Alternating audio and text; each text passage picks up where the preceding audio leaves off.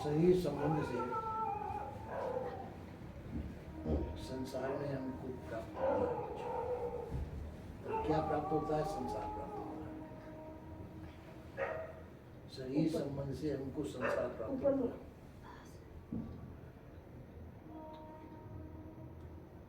अब देखना यह है कि संसार प्राप्त तो हुआ, पर किसको प्राप्त हुआ है? जीव को प्राप्त हुआ, चेतन मनुष्य को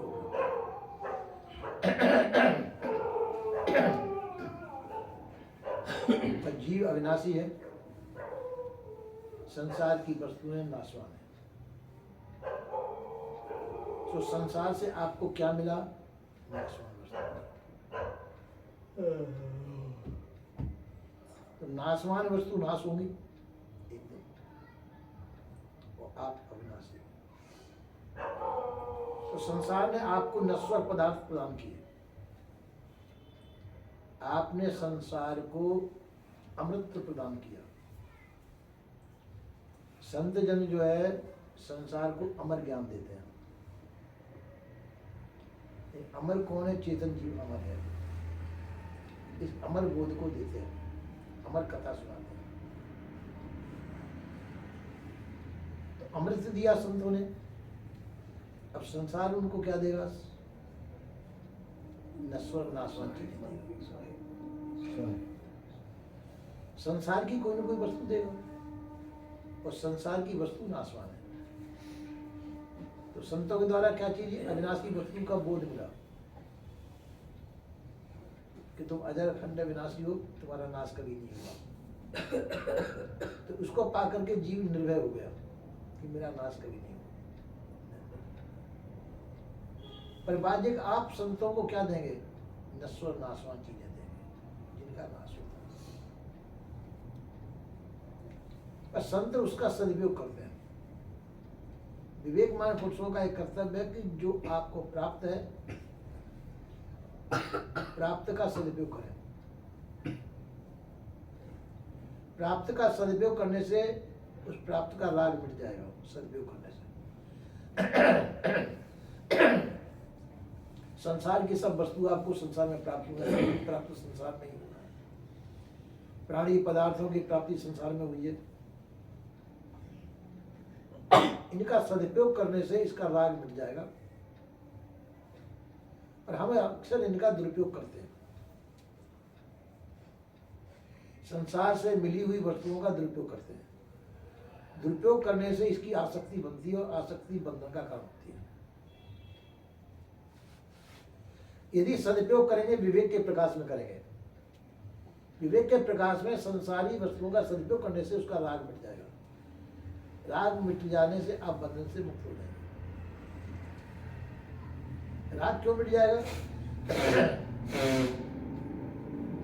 आप ये जानते हैं कि संसार की वस्तु सब नश्वर है, मैं अविनाशी हूं। मेरा संसार से न जातीय एकता न स्वरूप की एकता है।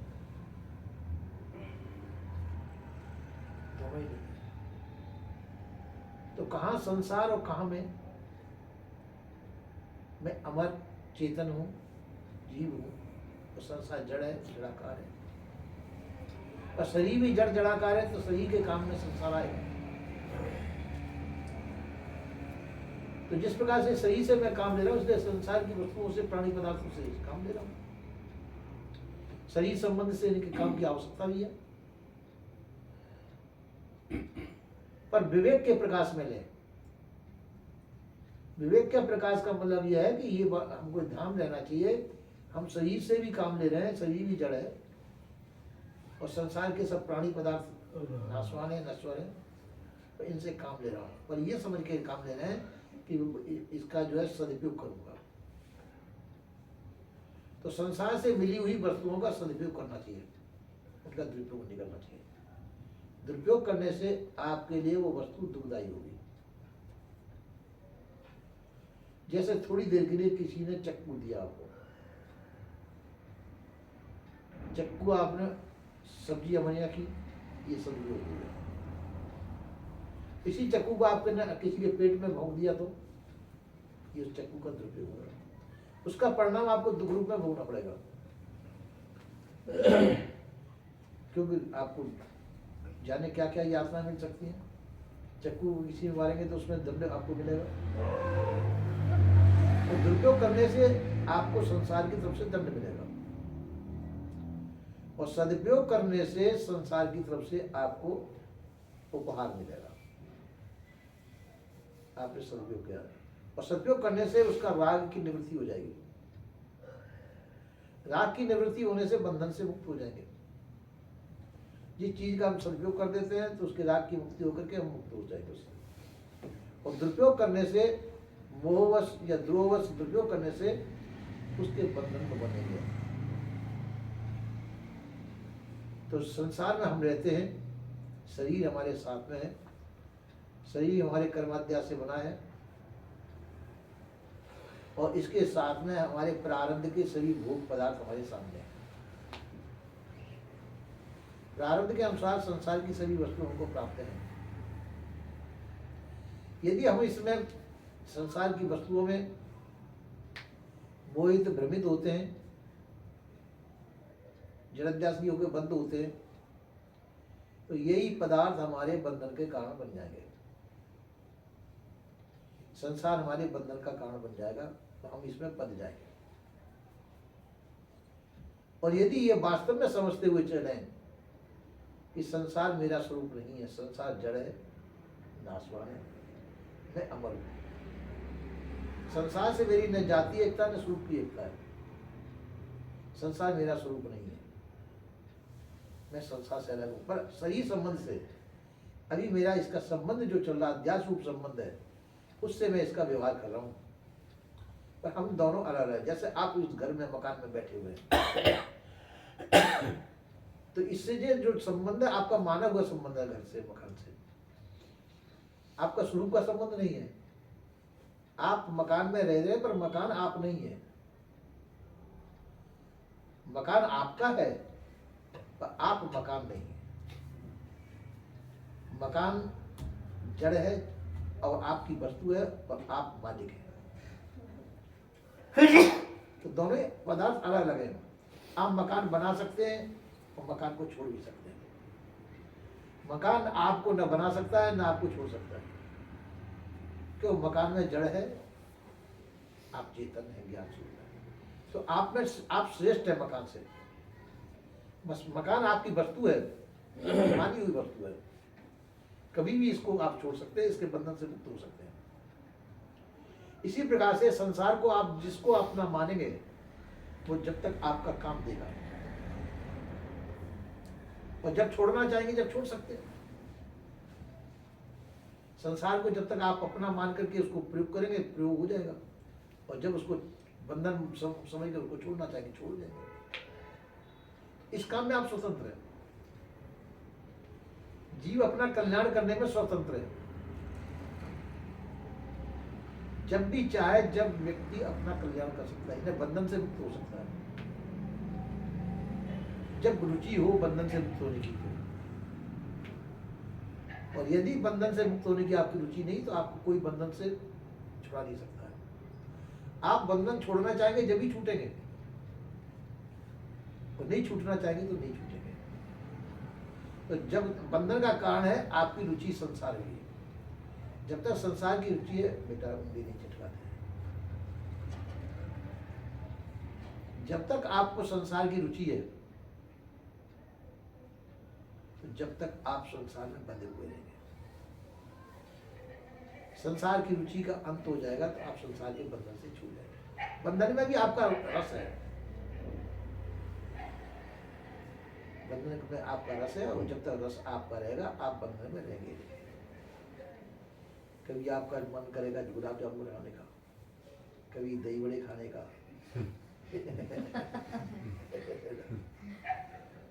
कभी पकौड़ी खाने का। आप रस ले रहे हैं, आपके पास नहीं है अभी, पर आप इसका रस ले रहे हैं। आपके मन के अंदर इसका रस लेने का, रस आस्वादन करने का मन। तो हम संसारों बने हुए, दही बड़े के अंदर भी बंधे हुए हैं, पकौड़ी के अंदर भी बंधे हुए हैं, क्योंकि इसकी इच्छा हमारे अंदर बनती है। ये इच्छा वासना चाहना ही हमको संसार में बांधती है। और ऐसी हमारी इच्छा नहीं है, और आपके सामने आए तो खा लो, कोई बात नहीं, पर हमारे अंदर इच्छा नहीं होनी चाहिए। आपके सामने खाद्य पदार्थ आ जाए, आप उसको खा लीजिए, कोई बंधन का कारण नहीं है। पर यदि हम किसी की इच्छा करते हैं, हमको ये चीज होनी चाहिए, आज हमको ये खाद्य पदार्थ मिलना चाहिए, ये चीज चाहिए, तो हम न होते हुए भी हम उसमें बंध गए। हमारी को हवाई जहाज होना चाहिए, हवाई जहाज नहीं प्राप्त है आपको, हवाई जहाज आपकी इच्छा है हवाई जहाज खरीदने, तो आप हवाई जहाज में बंधे हुए हैं, चाहे वो कभी भी प्राप्त न हो। तो संसार में जहां जहां आपकी आसक्ति है, वहां वहां आपका बंधन है। और आसक्ति को छोड़कर फिर संसार में रहिए, आप आराम से रहिए, संसार की सब चीजों का प्रयोग करिए, खाओ पियो सब कुछ करो, चाहे लड्डू खाओ, गुलाब जामुन खाओ, चाहे पकौड़ी खाओ, जलेबी खाओ, कोई बात नहीं, पर आसक्ति रहित होकर के खाइए। इच्छा वासना चाहना उसकी नहीं होनी चाहिए, आपके सामने आ जाए आराम से खा लीजिए। और ये कहेंगे आज मिलिए तो कल भी मिले, वो आसक्ति बन जाएगी, वो बंधन का काम हो जाएगा। तो संसार में रहें पर वासना रहित होकर रहें। वासना बीज है बंधन का, आपके अंदर संसार की वासना नहीं रहनी चाहिए। संसार में रहिए, आराम से रहिए, आप एक गाड़ी नहीं 10 गाड़ी लीजिए, कोई चिंता की बात नहीं है, पर उसकी वासना नहीं होनी चाहिए। आप गुलाब जामुन नहीं, गुलाब जामुन और सब नाना प्रकार के पदार्थ खाइए, पर उनकी इच्छा न रखें। उनकी इच्छा से रहित हो गए, आपके सामने आ जाए खा लीजिए, कोई बात नहीं, पर ये मत कहिए कि कल भी मिलना चाहिए, उसकी इच्छा वासना चाहना नहीं।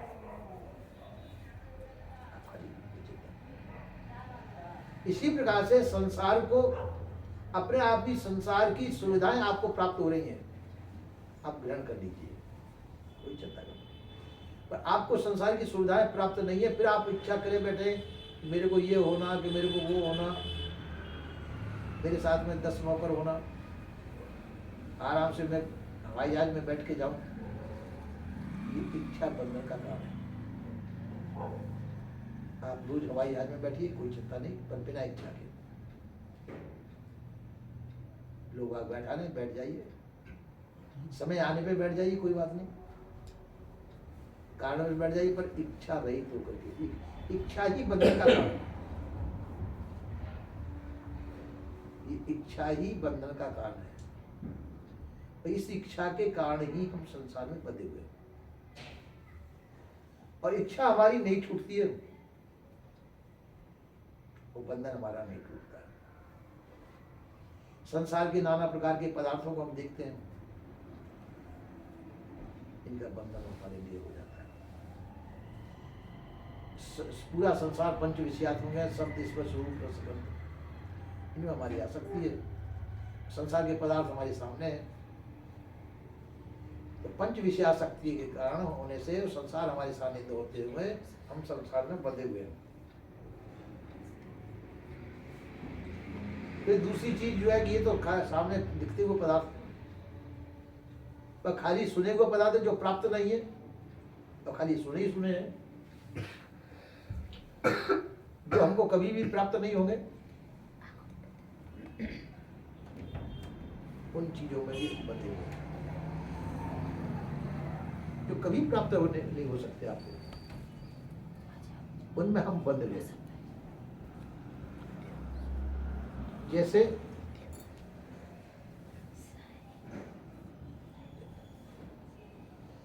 भूत प्रेत होते नहीं, तो आपको भूत का भय है। भूत का भय आपके भूतानुमाद बनाएगा। भूत का भय नाना प्रकार के भय उत्पन्न करेगा, जब कहे नहीं कुछ भी।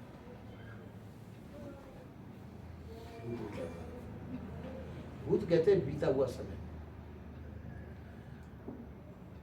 जो मर गए चले गए, अब वर्तमान में नहीं, भूतकाल में चले गए, अब वो तुम्हारा क्या बिगाड़ेंगे? हम उनसे भयभीत हैं। तो मरे हुए भी आपके भय के कारण, आपके बंधन के कारण मर गए।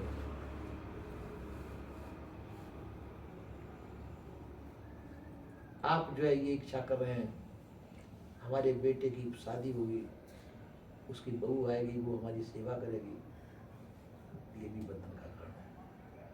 क्या मालूम करेंगे नहीं करेंगे, कोई उसकी आशा नहीं है। हम उसकी आशा लगाए के बैठे हैं, इसलिए ये आशा हमारे बंधन का कारण है। तो इसी प्रकार से जो विरक्त पुरुष होते हैं कि सभी प्रकार की आशाओं का त्याग कर देते हैं, यह उधर चलेगा। तो इसी प्रकार से जिसने सभी प्रकार की आशा का त्याग कर दिया, आशा क्षाण निराश रहे सोई सुख के ठोर। जिन्होंने सब प्रकार की आशा का त्याग कर दिया, निराश स्थिति में आ गए, वो सुख की जगह पर। तो आशा ही हमारे दुख का कारण है। विवेकी जन, ज्ञानी जन संसार की आशा का त्याग कर दिया, इसलिए वो स्वतंत्र है। जिनकी आशा लगी हुई है, चाहे परमात्मा की आशा हो, चाहे ईश्वर की आशा हो, चाहे रिद्धि सिद्धि करामात की आशा हो, चमत्कार की आशा हो, वो सब आशा तुम जद्यपि मुक्ति आशा रहे तेऊ है बंधमान। मुक्त होने की आशा भी होगी, वो भी बंधन देने वाली है। मुक्त होने पे तो आप मुक्त हैं, उसकी इच्छा करने की आवश्यकता नहीं है। तो मुक्ति की इच्छा भी आपको बंधन देने वाली है, जबकि मुक्ति का मतलब बंधन से छूटना। तो उस जगह पे पहुंचा, उसकी आशा करने की आवश्यकता नहीं, इच्छा मत करो। यद्यपि मुक्ति इच्छा रहे तेऊ है बंधमान। मुक्ति की इच्छा मुक्ति बंधन देने वाली नहीं है, तो मुक्ति की इच्छा बंधन देने वाली है। ये सबसे बड़ी चीज है, इच्छा बंधन देने वाली है। चाहे संसार की इच्छा हो, चाहे परमात्मा की इच्छा हो, चाहे देवताओं की इच्छा हो, रिद्धि सिद्धि करामात की इच्छा हो, ये सभी नाशवान वस्तु है, ये सभी बंधन देने वाली है। कल्पना है, भूल कल्पना बंधन देने वाली चीज। दिखते हुए जो पदार्थ है, इनकी इच्छा भी बंधन देने वाली है। चाहे लड़के बच्चे कच्चे धन संपत्ति इनकी इच्छा करें आप, वो बंधन देने वाली है। बंधन का दुख देने वाले हैं, जितने भी दुख बंधनदायी पदार्थ हैं वो दुख देने वाले हैं। इसलिए विवेकी जन इनकी इच्छाओं का त्याग कर देते हैं। बच्चे हैं पर बच्चे हमारी सेवा करेंगे, इस इच्छा का त्याग कर दो तो बच्चों की गुलामी से छूट जाएंगे। आपके बच्चे हैं और बच्चों से ये आशा करते हैं आप कि बच्चे हमारी सेवा करेंगे बुढ़ापे में, तो आप बच्चों के गुलाम हैं, मानसिक रूप से गुलाम हैं। वो आशा मत करो उनसे कुछ। प्रारब्ध के प्रारब्ध सही है हमारे, सही में जैसा प्रारब्ध होगा उस प्रारब्ध के अनुसार जो होगा सो होगा। आशा क्यों करते हैं? प्रारब्ध आपके साथ है, सही के साथ में प्रारब्ध है, प्रारब्ध के अनुसार होना सो होगा। ये संसार की सभी प्रकार की इच्छा वासना चाहना का त्याग कर देना चाहिए। विवेकवान पुरुष जो होते हैं, विवेक के द्वारा सभी प्रकार की इच्छा वासना चाहना का त्याग कर देते हैं, तो वो सुखी रहते हैं। अब जिन्होंने चाहना का त्याग कर दिया, फिर कोई सेवा कर दे तो खुश ही, कोई बात नहीं, और नहीं करे तब भी खुश। कोई सेवा कर दे तो कोई बात नहीं, और नहीं करे तब भी कोई बात नहीं। और यदि हमने उनकी आशा लेकर बैठे हैं और फिर वो सेवा नहीं करते, हम किसी से सम्मान की इच्छा लेकर बैठे, वो हमारा सम्मान करे। अब जैसे आपकी कोई बहू है, बेटे की बहू, सबके पैर छू जाए और तुम्हारे पैर नहीं छुए, तुमको कैसा लगेगा? क्यों? पूरे समाज में तुम्हारा अपमान हो गया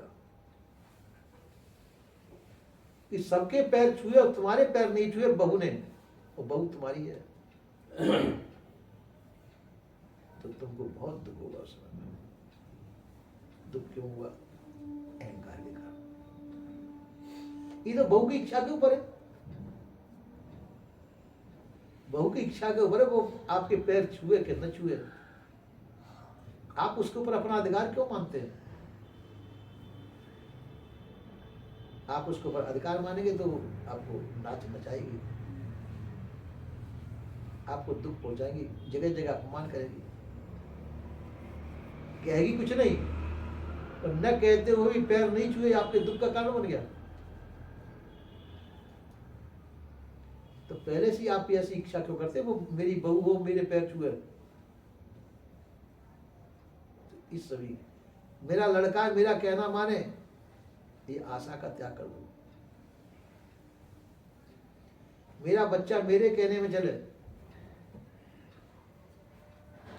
तो ये पहले की जो की हुई कल्पना, उन कल्पनाओं का त्याग कर दीजिए। प्रारब्ध के अनुसार जैसा आए उसमें खुश रहो। प्रारब्ध के अनुसार जैसी परिस्थिति सामने आए उस परिस्थिति में अपन को खुश रहना चाहिए, ये सीखना चाहिए, ये विवेक है। क्योंकि प्रारब्ध अदृश्य है, वो दृश्य नहीं है। किस समय में प्रारब्ध हमारा कैसा हो ये नहीं कह सकते, किस समय में प्रारब्ध कैसा हो ये नहीं कह सकते। राम लक्ष्मण सीता ये वनवास को निकले थे, वनवास दिया गया तो दुख का कारण तो था ही, पर यह मालूम नहीं था कि सीता जी की चोरी होगी, हमको रावण का सामना करना पड़ेगा। राम को भी ये मालूम नहीं था, सीता जी को भी मालूम नहीं था, तो वो दो घटना उनके साथ में घटी। सीता जी को भी दुख नहीं था कि मेरे को इतने इतने दुख देखने पड़े, वहां से लौट के आई तो फिर जंगल में छोड़ दी गई। तो ये सब दुख जो है प्रारब्ध के अनुसार झेलने पड़े। अभी भी अपने सामने इतने बड़े दुख आपको किसी को नहीं मिले जितने सीता जी को मिले, फिर भी हम कहते हैं हम दुखी हैं। आपसे पहले तो बहुत दुख, राजा हरिश्चंद्र को कितने दुख मिले, नल दमयंती को बहुत बड़े बड़े दुख मिले, आपके लिए तो कुछ भी नहीं है। फिर भी हम कहते करें कहा पहाड़ टूट गया हमारे पास दुख होगा। इसलिए उन चीजों की छोड़ो, यो समझो कि हमारे आपके ऊपर कोई दुख नहीं है, आपका जो दुख है वो माना हुआ दुख है, क्योंकि आप सुख की चाहना, संसार से सुख की चाहना ही दुख का कारण है। संसार से जो सुख की कामना आपने कर रखी है वो दुख का कारण है। संसार से सुख की कामना का त्याग कर दो, आप सुखी हो जाएंगे। यानी सुख की कामना ही दुख देने वाली है। सुख की कामना का त्याग कर दे तो आप सुखी हो जाएंगे। संसार समझो न सुख देने वाला न दुख देने वाला है। हमारे प्रारब्ध में जैसा है वैसा हमारे सामने आएगा। जो और प्रारब्ध पहले हमारे ही बनाया हुआ है, प्रारब्ध अपना ही बनाया हुआ है, और वो प्रारब्ध के भोग हमारे सामने आएंगे, चाहे रोग रूप में आए, चाहे पुत्र बन करके आए, चाहे पशु बन करके आए। प्रारब्ध के भोग जो है भोग के अनुसार, चाहे पशु बन करके कुत्ता काट सकता है, पागल कुत्ता हमको, वो प्रारब्ध का भोग है। पशु बन करके आ सकता है, सर्प बन करके आ सकता है, पुत्र बन करके आ सकता है, पुत्र बहु बन करके आ सकता है, प्रारब्ध का भोग है। किसी भी रूप में आ सकता है, आपका शत्रु बन करके आ सकता है, आपका मित्र बन करके आ सकता है, प्रारब्ध का भोग है, वो आपको भोगना पड़ेगा, उसको आप टाल नहीं सकते, चाहे रोए चाहे हंसे। तो विचारमान वह माना जाता है कि हर दुख को सहन करने की शक्ति जिसके अंदर हो। संसार तो परिस्थिति का सामना करने की शक्ति हमारे अंदर होनी चाहिए। हमारे प्रारब्ध के अनुसार जैसी परिस्थिति हमारे सामने आती है उसको हंस करके सहन करो, सहन शक्ति अपनी बढ़ा लीजिए,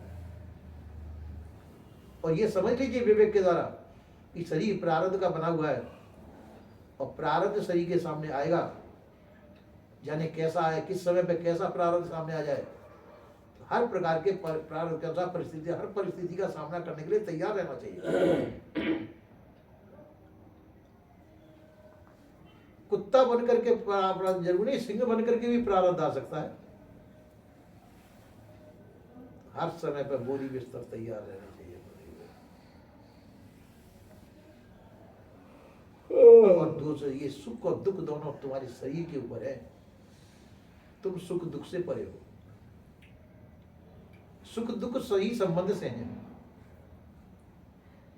पर जब संसार में रहना है तो संसार में हर चीज का सदुपयोग करना सीखना चाहिए। सही संबंध से सबसे हिलमिल जुल करके रहना चाहिए। जो भी आपको प्राप्त है, प्राप्त का सदुपयोग करना चाहिए और विवेक का आदर करना चाहिए। विवेक के प्रकाश में जो आपको वस्तु प्राप्त है, जो प्राप्त है आपको उसका सदुपयोग कीजिए विवेक के प्रकाश के अंदर। और विवेक हर प्राणी को प्राप्त है, मनुष्य और मनुष्य को ही विवेक प्राप्त है और पशुओं को प्राप्त नहीं है वैसे। तो यदि हमारा ये कर्तव्य है कि उस विवेक के प्रकाश का, विवेक का आदर करें हम। विवेक का आदर करना चाहिए और विवेक के प्रकाश में जो प्राप्त है हमको, उस प्राप्त का सदुपयोग कर जाना, यही मानवता है। तो आप सुखी रह सकते हैं। और यदि विवेक का आप सहारा नहीं लेंगे तो आप दुखी रहेंगे। तो विवेक की परिस्थिति हम जीना चाहिए, सुखी रहें। हो सकता है कि मैं अभी कह रहा हूं ये बातें आपके समझ में आ रही हो, नहीं आ रही हो, पर ये बात सत्य है। समय पे सामने तो सामना करने, हर परिस्थिति का सामना करने के लिए तैयार हो। कैसी परिस्थिति आ जाए, और परिस्थिति आएगी प्रारब्ध से। बिना प्रारब्ध के आपकी कोई परिस्थिति नहीं। और जो आएगी प्रारब्ध की परिस्थिति तो आप रोक नहीं सकते उसे। तो जिसको रोक नहीं सके उसका शोक करना व्यर्थ है। जिस परिस्थिति को आप रोक नहीं सकते उसका शोक करना व्यर्थ है। जैसे थोड़ी देर के लिए आप भैंस खरीद के लाए, 1.5 लाख की, 2 लाख की, बड़ी खुशी में लाए। अब रात को आकर के सर्प काट देता उसे, भैंस मर जाती है। दुख होगा कि सुख? दुख होगा। तो उस दुख को सहन करने की शक्ति होनी चाहिए। किसी ने तुमको लाकर के 5 भैंस दान दे दी, उसमें खुशी मत हुई है। समझो ये प्रारब्ध के अनुसार आई गई। और कोई उन भैंसों को चोरी करके ले जाए, आपके पास है, छीन करके ले जाए, तो दुखी मत हुई। संसार में ना हर्षित होना चाहिए ना शोकित होना चाहिए। हर्ष शोक से जो रहित है वही मुक्त पुरुष है। कि परिस्थिति हमारे प्रारब्ध के अनुसार बदलती है। जो परिस्थितियों के बंधन में बंधा हुआ है वो बद्ध है, और जो परिस्थितियों से ऊपर उठ चुका जो वो मुक्त है। देश काल वस्तु परिस्थितियों से जो प्रभावित नहीं होता, जो संसार की देश काल वस्तु परिस्थितियों से प्रभावित नहीं होता, वो मुक्त पुरुष बन जाता है। और जो संसार की देश काल वस्तु से प्रभावित होते हैं वो बद्ध पुरुष है। हमको संसार की देश काल वस्तु परिस्थिति से मुक्त होना चाहिए, बद्ध नहीं होना चाहिए। यही ज्ञान की महिमा है। और ज्ञान किससे आएगा? सत्संग के द्वारा। बिन सत्संग विवेक न होई, बिना सत्संग विवेक नहीं प्राप्त होगा। तो और सत्संग और विवेक सबको प्राप्त है। ऐसा कोई मनुष्य नहीं जिसको विवेक प्राप्त न हो, पर हम उसका आदर नहीं करते, विवेक का आदर नहीं करते, इसलिए हम दुखी हैं। दीनहीन लाचार बने हुए बिना विवेक के आदर के। अगर विवेक का आदर करते, तो विवेक के बराबर कोई मित्र नहीं। आपत्ति काल में विवेक ही आपको सहायता दे सकता है। विवेक आपका जितना बड़ा मित्र है, इतना बड़ा मित्र कोई नहीं। आप कहीं बाहर मित्र ढूंढने की आपको आवश्यकता नहीं। जिस समय आप में आपत्ति आए और जिस समय आप दुखी हो, शांत होकर के बैठ जाइए, अपने विवेक का आधार दे दीजिए। सोचिए मन से, गहरे से, अब मैं क्या करूं? आपका विवेक आपको उत्तर दे देगा, अब ये करो। एक दफा नहीं देगा, 2 दफा नहीं देगा, आप बार बार सहायता मांग करेंगे, आपका विवेक आपका मार्गदर्शक बनेगा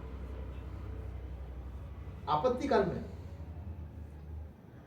पर बात यह कि आप विवेक का आदर करें, और जब विवेक का आदर नहीं करेंगे तो विवेक जवाब नहीं देगा, आपको उत्तर नहीं देगा। आप विवेक का आदर करना सीखिए और परिस्थितियों का सदुपयोग करना सीखें, प्राप्त का सदुपयोग करना सीखें और विवेक का आदर करना सीखें। आप सफल मनुष्य बनेंगे। आपको कोई परतंत्र नहीं बना सकता, आपको कोई गुलाम नहीं बना सकता, आप दुखी नहीं हो सकते, क्योंकि आप विवेक के प्रकाश में जी रहे हैं। इसलिए तो विवेक के प्रकाश में जिए आप। संसार में रहे पर संसार के गुलाम न बने। संसार के गुलाम कब नहीं बनेंगे? जब विवेकमान हुए तब। विवेकमान पुरुष संसार का गुलाम नहीं होता है। तो संसार में रहे, संसार के गुलाम न हो। इस प्रकार से अपना जीवन पूर्ण करें। प्रारब्ध पूरा होने पर शरीर छूट जाएगा। फिर यदि आप ज्ञान की धारा में जिए हैं या अज्ञान की धारा में जिए हैं, ये उस समय मालूम पड़ेगा। ज्ञान की धारा में जिए हैं आप तो जगह ठीक है, आप मनुष्य शरीर के बाद में फिर मनुष्य शरीर प्राप्त करेंगे। अज्ञान की धारा में जिए हैं तो पशुहात खानी यानी किस खानी में जाएंगे, और पूर्ण विवेक की धारा में जिए तो मुक्त हो जाएंगे। हमको चाहिए विवेक की धारा। मनुष्य विवेक प्राणी है, हमको विवेक की धारा में रहना चाहिए। सही रहते हुए सभी प्रकार के बंधन से, देश काल वस्तु परिस्थिति से मुक्त होकर के जीना चाहिए, तभी हमारा जीना सही है। और नहीं तो पराधीन परिस्थिति के लिए मनुष्य नहीं है। आप पराधीन होने के लिए नहीं है, आप स्वतंत्र होने के लिए। तो स्वतंत्र और स्वाधीन जीवन जिए, जब ही आपकी महिमाएं और वह सत्संग के द्वारा प्राप्त होती है, संत गुरुजनों के द्वारा उसका मार्गदर्शन होता है, तो आप लोगों को कर लेना चाहिए। बोलिए श्री सद्गुरु